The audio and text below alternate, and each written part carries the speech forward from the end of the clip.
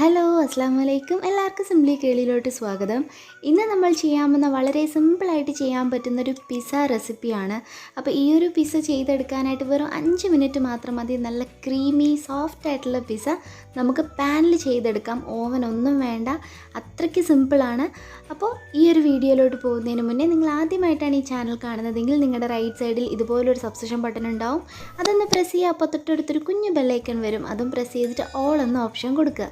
അപ്പോൾ ഞാൻ അപ്ലോഡ് ചെയ്യുന്ന എല്ലാ വീഡിയോസും നിങ്ങൾക്ക് മിസ് ചെയ്യാതെ കാണാൻ പറ്റും. ഇനി നമുക്ക് റെസിപ്പിയിലോട്ട് പോവാം.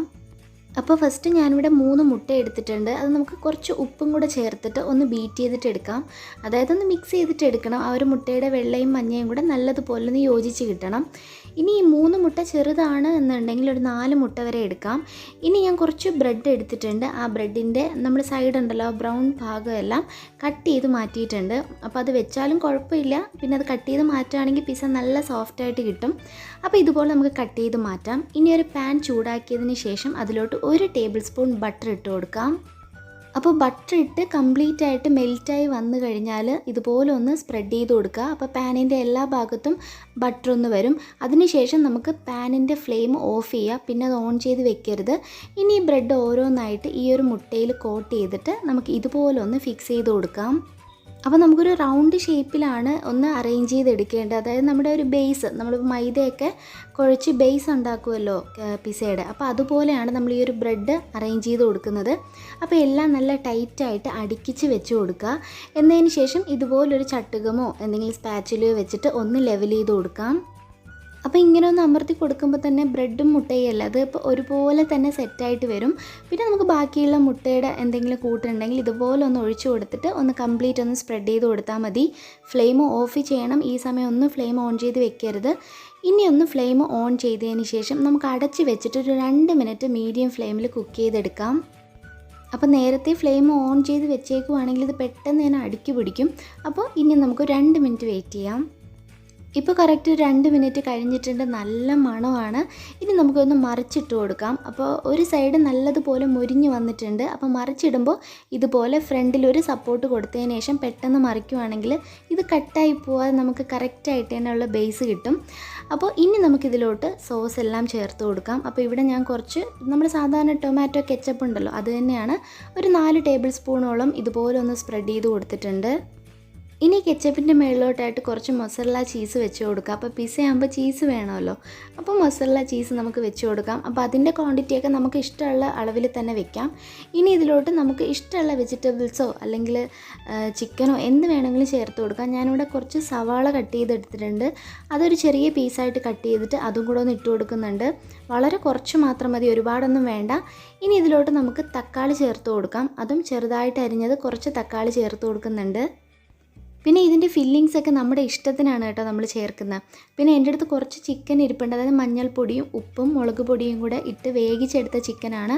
അപ്പോൾ ഇത് തികച്ചും ഓപ്ഷണലാണ്. ചിക്കൻ ഉണ്ടെങ്കിൽ മാത്രം ചേർത്ത് കൊടുത്താൽ മതി.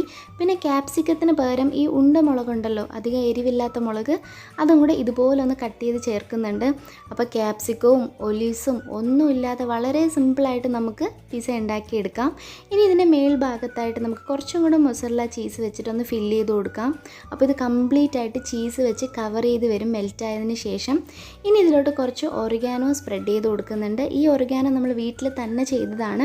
അപ്പോൾ ഇതിൻ്റെ റെസിപ്പി വേണമെന്നുണ്ടെങ്കിൽ കമൻറ്റ് ബോക്സിൽ കമൻറ്റ് ചെയ്യുകയാണെങ്കിൽ ഞാൻ തീർച്ചയായിട്ടും അതിൻ്റെ വീഡിയോ പോസ്റ്റ് ചെയ്യാം. അപ്പോൾ ഫില്ലിങ്സ് എല്ലാം ഇവിടെ റെഡി ആയിട്ടുണ്ട്. ഇനി ഫ്ലെയിം ഓൺ ചെയ്ത് കൊടുക്കാം. ഫ്ലെയിം ഓൺ ചെയ്തതിന് ശേഷം ഒരു ലോ ടു മീഡിയം ഫ്ലെയിമിൽ കറക്റ്റ് 3 മിനിറ്റ് നമുക്ക് ഈ ഒരു ചീസ് എല്ലാം ഒന്ന് മെൽറ്റ് ആവാനായിട്ട് വെയിറ്റ് ചെയ്യാം.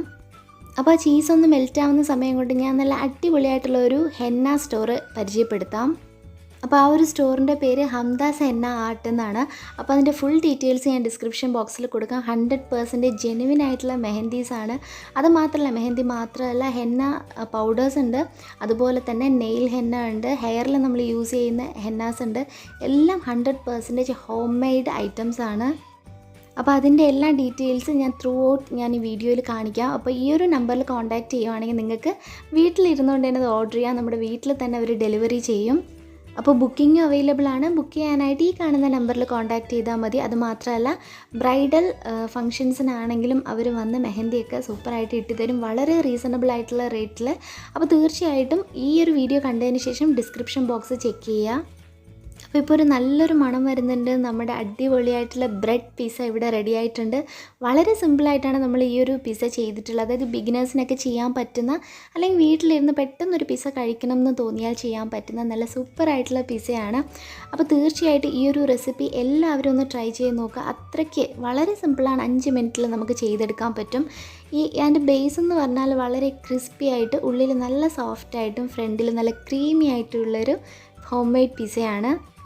അപ്പോൾ ഈ വീഡിയോ ഇഷ്ടപ്പെട്ടാൽ ലൈക്ക് ചെയ്യാനും കമൻറ്റ് ചെയ്യാനും മറക്കരുത്. പിന്നെ ഇതുപോലുള്ള ഈസി ആയിട്ടുള്ള റെസിപ്പീസ് കാണാനായിട്ട് നമ്മുടെ ചാനലൊന്നും മറക്കാതെ സബ്സ്ക്രൈബ് ചെയ്യണം. Stay at home, stay healthy. Thanks for watching. See you in another video. അസ്സലാമു അലൈക്കും. Assalamualaikum. Assalamualaikum.